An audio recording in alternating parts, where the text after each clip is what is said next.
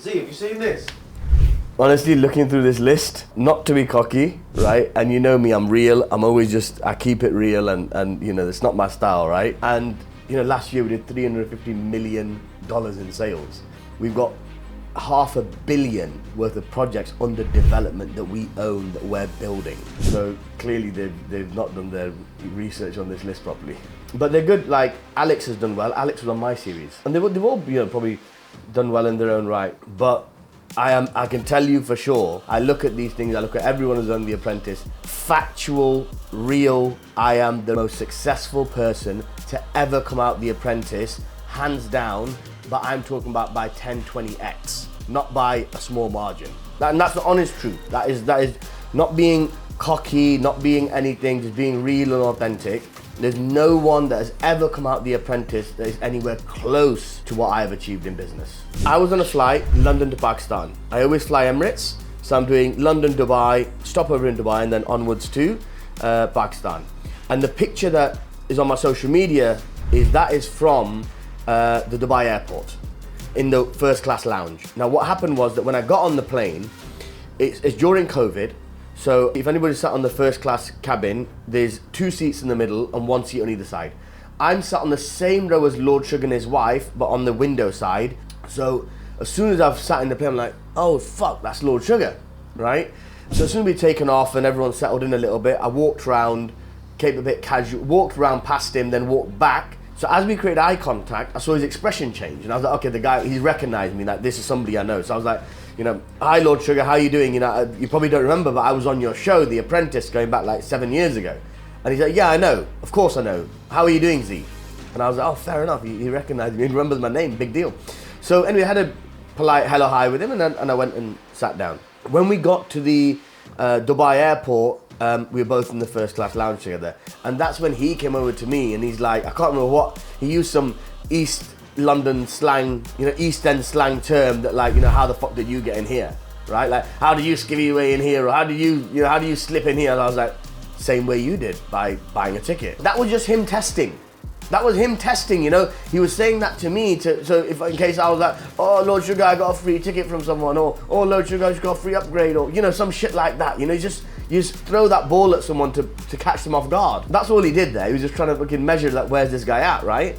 So then anyways, from there the conversation started, and he was like, oh, what are you doing these days? And I told him about what I'm doing, and that was it. And then they said, look, kind of a picture. We together had a picture, said hi to his wife, and yeah, that was it. In terms of me, why did I go on the show? My cousin called me out the blue, right, and said, bro, you need to go on The Apprentice, you'd win it. On the whim, applied for it, gone through this process. And the way the process works is like a lot of surprises. Like you, from the day one, you go and you do your interviews and you don't know whether you've got through to the next stage or not. In one day, you go through 4 stages of interviews, right? Then you get called back for another stage.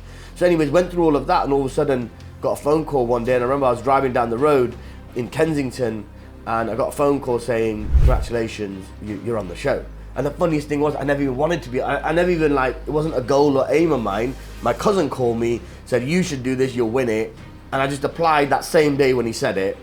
And, you know, fast forward 4 weeks and I'm on the show. But it was a great fun experience. Bear something in mind about the TV show. Every episode you watch is half an hour on task and half an hour in the boardroom. Now, every episode, you have got effectively 4 teams. You've got 2 teams competing against each other, and those 2 teams get split into 2 sub-teams. So you've got 4 teams, right? 4 teams are working over a minimum of 2 days, but mostly 3 days. And we're working 14-hour days. 4 teams, 3 days, 14-hour days. So in one day, they are filming 14 hours times 4, 56, times by 3 days. What is that, 168? So you got 168 hours of filming that they narrow down into half an hour. So what you see versus what was made is worlds apart. Then the other half an hour is in the boardroom. That boardroom interaction actually lasts about 2 hours to 2.5 hours, right? Which they condense down to half an hour. So, for example, the line that Lord Sugar said to me when he was firing me on TV was, Zishan, you said that you want to do international business, and this task clearly demonstrates you cannot do international business. Something along those lines. But that was the line that he wanted for TV. The rest of it that he said, you don't hear that. But anyways, let's just focus on his line about you cannot do international business. So we've got offices in 4 countries, in 7 cities, over 800 employees directly employed. We've got projects exceeding $500 million under development of our own. We've got sales of over 350 million last year globally. This is all international business. So Lord Sugar, definitely take your words back about international business part for sure. See, for me, my achievements and my career has progressed far beyond The Apprentice. That was something that I did when I was 25 years old. It's part of who I am.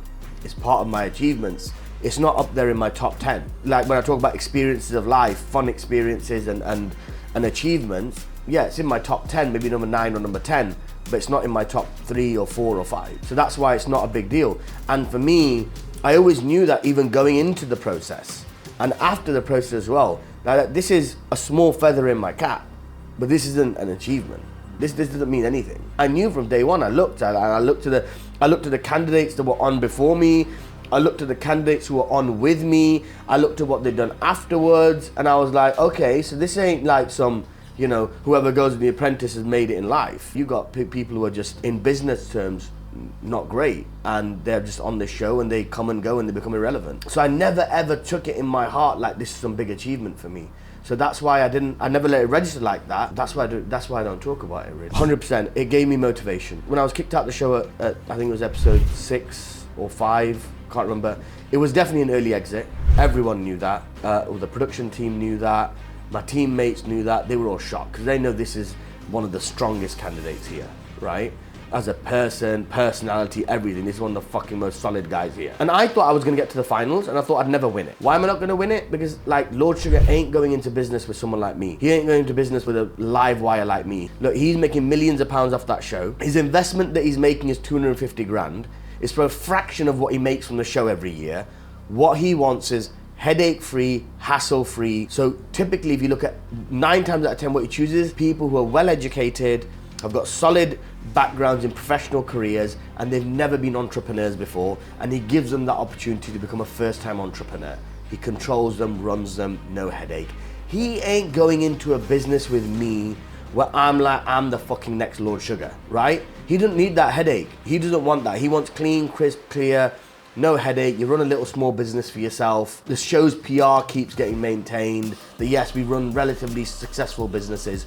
He does not need, he's not gonna go into business with someone like me. I knew that from before I went in, but I thought I'd get to the finals, because that is where I deserve to be at least. But I made a mistake on that day. The show is less about business and more about strategy, right? And I made a mistake on that day in who I brought back to the boardroom. And that is where I went wrong. 100%, what fueled me was 2 elements. Number 1, that I'm thinking now that in the public perception, people are looking and thinking all those other people are better than me.